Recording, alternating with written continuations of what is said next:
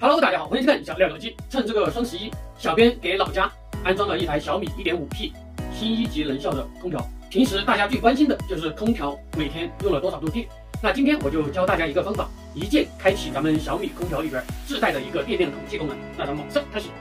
大家看，首先我们进入米家 APP， 然后进入设备里边，往最下面翻，找到我们刚刚绑定好的这个老家小米空调，然后进去。进入空调里边之后，咱们点击右上角的这个设置按钮，然后在这里边有一个实验室功能，然后这里有一个电量信息，开启此开关，首页将展示基于空调运行时间的电量计算值，统计结果仅供参考。然后我们把这个功能给它打开。好，打开之后啊，我们返回我们的空调界面，然后往下面翻，然后找到这里有一个电量使用，然后我们只是在11月2号安装空调的时候用了一下，那这么几天都没有用。那打开这个功能之后呢，比如说今天我们用了多少个小时，然后用了多少度电，这上面都有统计，然后每天用了多少度电，然后每个月总共用了多少度电，都一目了然。